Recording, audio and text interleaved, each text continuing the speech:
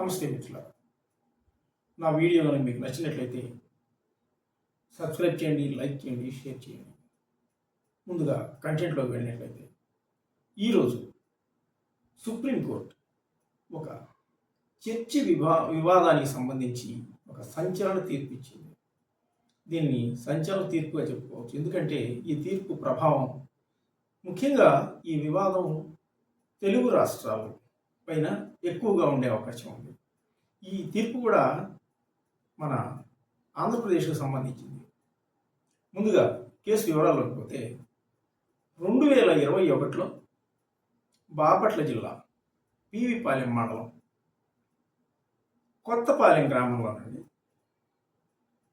ఆ గ్రామస్తుల దగ్గరికి ఆ గ్రామానికి ఒక పక్కనే ఉన్నటువంటి గ్రామస్తుడు చింతాడ ఆనంద్ అనే ఆయన వచ్చి ఆ గ్రామంలో మత ప్రచారం చేస్తూ ఉండేవాడట. ఆ చేసే క్రమంలో చర్చి నిర్మాణానికి పూనుకున్నాడు. అయితే ఆ స్థలం గ్రామస్తులకు సంబంధించింది. ఇది గ్రామస్తులు మొత్తం అధిక శాతం హిందువులు అక్కడ. సహజంగా చర్చిని వ్యతిరేకించారు. చర్చి నిర్మాణం చేయడం లేదు, ఇక్కడ ఎవరున్నారయ్యా? ఈయన ఈ ఊరు ఏ పరిధిలో, ఈ స్టేషన్ పరిధిలోకి వస్తుందో ఆ సంబంధించిన పోలీస్ స్టేషన్లో కేసు పెట్టాడు. అసలు ఆ కేసు పెట్టే విధానమే తప్పని తెలిసిపోతుంది ఎవరికి చెప్పినా. అసలు కేసు దేనికి సంబంధించి పెట్టాలి? నేను చర్చి కట్టుకుంటున్నాను, అక్కడ కొంతమంది నన్ను చర్చి నిర్మాణానికి అడ్డుకుంటున్నారని పెట్టాలి.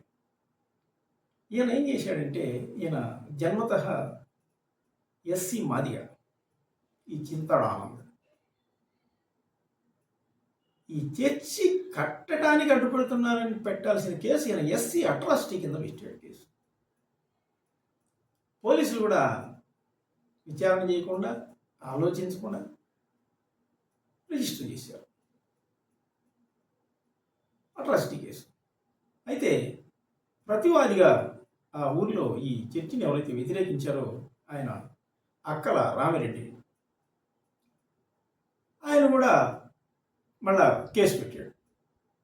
ఇద్దరు కేసు పెట్టున్న నేపథ్యంలో ఈ కేసుని కోర్టుకు బదిలీ చేశారు, కోర్టుకు పెట్టారు పోలీసు వారు. SC ST atrocity special court అనమాట. ఆ కోర్టులో వివాదం నడిచింది. ఆ తర్వాత హైకోర్టుకు పోయింది.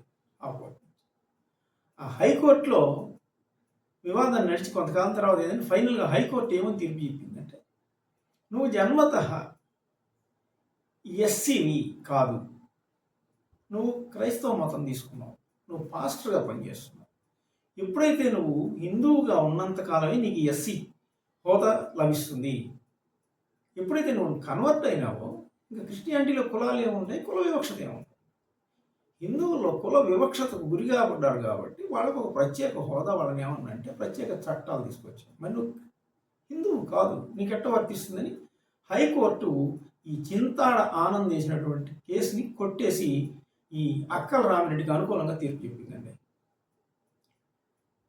ఈ చింతాడ ఆనంద్ మళ్ళా అక్కడ దాన్ని సవాల్ చేస్తూ సుప్రీంకోర్టుకి వేశాడు. ఇది కొన్ని సంవత్సరాలకు సుప్రీంకోర్టులో నడిచింది. కట్ చేస్తే ఫైనల్గా ఈరోజు సుప్రీంకోర్టు కూడా హైకోర్టు ఏమైతే చెప్పిందో దాన్ని 1950 ఎస్సీ అట్రాసిటీ చట్టాన్ని కోట్ చేస్తూ జన్మతః హిందువై ఉండి హిందుత్వాన్ని కొనసాగుతుంటే నీకు ఎస్సీ హోదా దక్కుతుంది. అప్పుడు నీకు ఎస్సీ అట్రాసిటీ కేసు పెట్టి అర్హత ఉంటుంది.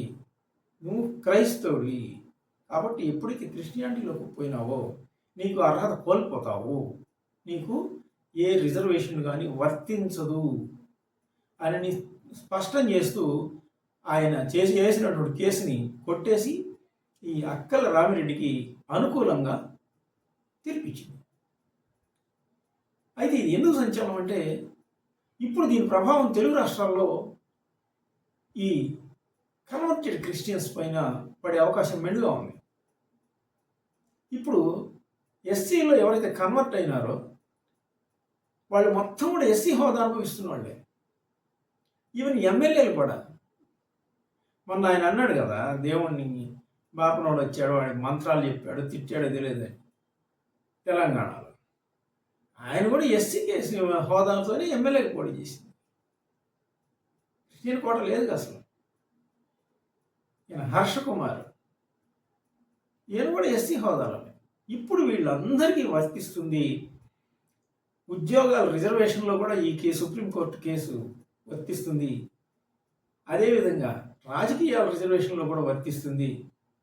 మిగిలిన వాటన్నిటికీ ఇప్పుడు అప్లై అయ్యే అవకాశం ఉంది. కాబట్టి తెలుగు రాష్ట్రాల్లో ఇది చర్చగా జరుగుతుంది. అయితే ఇక్కడ ఒక విషయం ఏంటంటే, నాకు అనిపించే విషయం, పబ్లిక్ కూడా కొంచెం ఆలోచించేవాళ్ళు, 80% పైగా హిందువులుంటేనే హిందువులుండే గ్రామంలోకి ధైర్యంగా వచ్చి చర్చిలు, మసీదులు ఇలాంటివి నిర్మాణం చేస్తూ వీళ్ళు వద్దు అంటే వీళ్ళ మీదనే ఎదురు తిరిగి వీళ్ళ మీద కేసులు పెడుతున్నారంటే, పొరపాటున రేపు హిందువులు మైనారిటీలుగానో లేకపోతే 50% కన్నా తగ్గితేనే వీళ్ళ పరిస్థితి ఏందా ఆలోచిస్తేనే అదొక రకంగా ఎక్కడో భయం అనిపిస్తుంది. నమస్తే.